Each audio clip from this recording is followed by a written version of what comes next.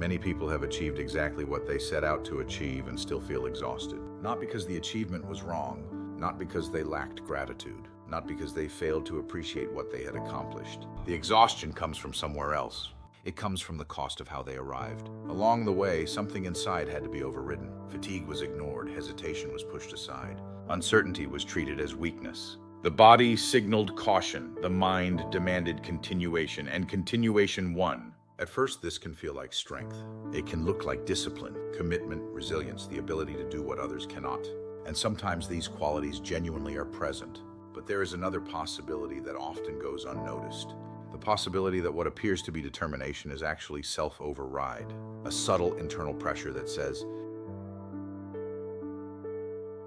keep going, push harder, do not stop, do not listen, do not slow down. The goal matters more than what you are feeling. For a time, this works. Progress happens, milestones are reached, success arrives, but eventually something strange begins to appear. The achievement is there, the outcome is there, the recognition is there, yet the sense of arrival never fully comes. Instead of feeling expanded, the system feels depleted. Instead of feeling complete, something feels strained, as though success was purchased using resources that were never meant to be spent. This is the experience many people quietly carry. Not failure, not lack of achievement, but the growing realization that reaching the destination did not erase the cost of abandoning themselves along the way. The question is not whether success is possible. Success is clearly possible. People achieve extraordinary things every day. The deeper question is whether success can occur without requiring self-betrayal, without forcing, without overriding, without leaving parts of yourself behind in order to move forward. Because if achievement requires abandoning yourself in the process, the achievement may not be the thing that needs to be questioned. The process might be. Most people are taught that success requires sacrifice. Push harder, work longer, ignore discomfort, stay disciplined, fight through resistance. The message appears everywhere, in business, in sports, in education, in personal development. The assumption is simple. If something feels difficult, more force is the answer. And at first, this often appears true. There are periods of life where increased effort genuinely produces results. More attention creates improvement. More practice creates competence. More responsibility creates growth. The problem is not that effort works. The problem is that eventually people stop noticing the difference between effort and force, between commitment and self-override, between movement and compulsion. As achievement becomes increasingly important, the body begins sending signals. Fatigue appears, enthusiasm fades, tension accumulates, decision-making becomes heavier. The desire to slow down begins to emerge, not because the person is weak, not because they lack ambition, but because the system is attempting to communicate. Something is no longer fitting as cleanly as it once did. Something requires attention. Something is asking to be included. Yet these signals are rarely interpreted that way. Fatigue is called laziness. Hesitation is called fear. Confusion is called lack of clarity. The desire to pause is called lack of commitment. The body speaks. The achievement structure argues back. And over time, an internal division develops. One part continues pushing. Another part continues resisting. One part says, keep going. The consequences of self-override rarely remain confined to achievement itself. Eventually, they begin shaping how a person experiences their entire life. Compulsive push can create impressive short-term movement. Goals are reached. Projects are completed. Problems are solved. Progress becomes visible. From the outside, everything appears to be working, but underneath the movement, something else is occurring. The system is gradually contracting. The person becomes less responsive, less flexible, less available to what is actually happening. More energy is required to maintain the same level of performance. More force is needed to create the same results. What once felt natural begins to feel heavy. This pattern eventually influences every major area of life. Career decisions become driven by pressure rather than alignment. Relationships become secondary to productivity. Money becomes tied to emotional security. Health signals are postponed until they can no longer be ignored. creativity becomes increasingly difficult because creativity requires openness, while compulsive push requires control. Even purpose can become distorted. What once felt alive becomes another obligation, another responsibility, another standard to maintain.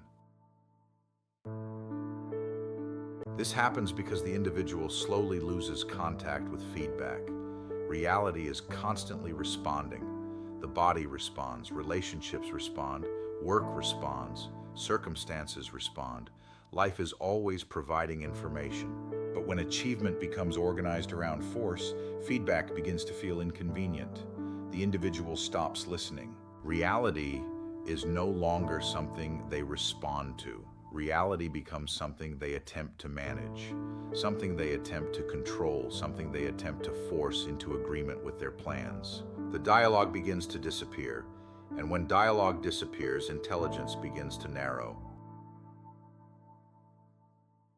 Perhaps the most revealing consequence appears when success finally arrives. The promotion happens, the business grows, the money arrives, the project succeeds, the recognition is received.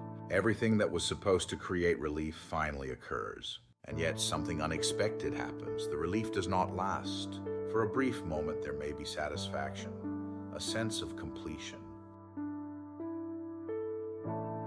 If compulsive push creates contraction, what replaces it? Many people assume the alternative must be passivity. If they stop forcing, they fear they will stop achieving. If they stop pushing, they fear they will lose momentum. If they stop overriding themselves, they fear nothing will happen. But this assumption creates a false choice. The choice is not between force and inaction. The choice is between compulsive push and clean effort. There is another way effort can function. Clean effort. Clean effort is not laziness. It is not avoidance. It is not lowering standards. It is not abandoning responsibility. Clean effort can involve tremendous work, long hours, commitment, precision, discipline, responsibility, persistence. From the outside, it may look very similar to what people normally call hard work. The difference is internal. Nothing is being forced, nothing is being conquered. Nothing inside is being treated as the enemy. The body remains included in the process. The nervous system remains included in the process. Reality remains included in the process. This changes everything.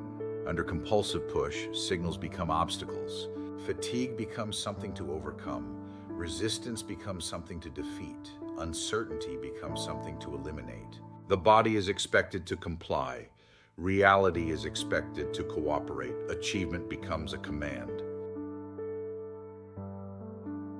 Clean effort operates differently. Fatigue becomes information, not a command to stop, not a weakness to overcome. Information. Resistance becomes information. Perhaps something requires adjustment. Perhaps something requires attention. Perhaps something is no longer aligned. Intuition becomes information, not absolute truth, not unquestionable authority. Information that can be explored through contact. Even reality itself becomes part of the conversation. Feedback matters, timing matters, conditions matter. The individual is no longer attempting to impose success onto life. Perhaps success was never meant to cost you yourself.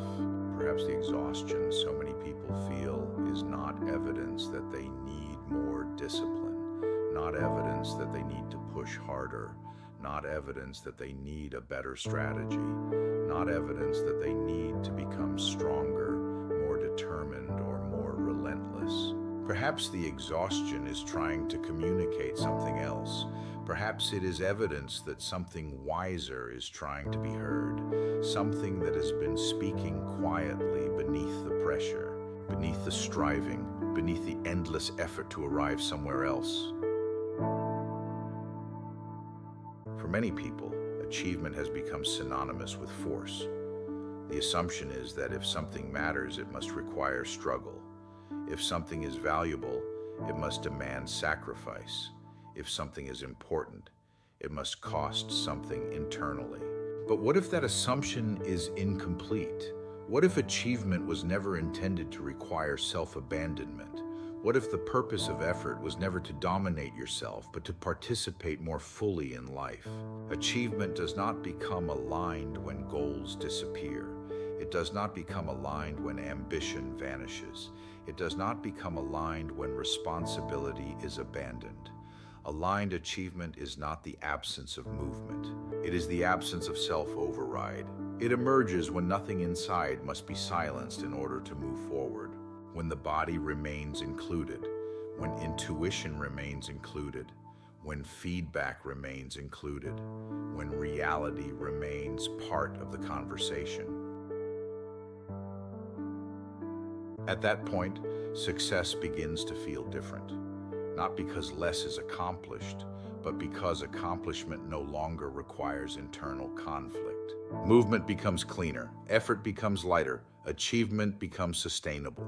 And perhaps the most important question begins to change. The question is no longer, how much can I force? How much can I control? How much can I endure? Instead, a different question appears. How much can I accomplish while remaining fully in contact with myself? How much can I create without abandoning my own signals? How much can I participate in life without turning against my own experience?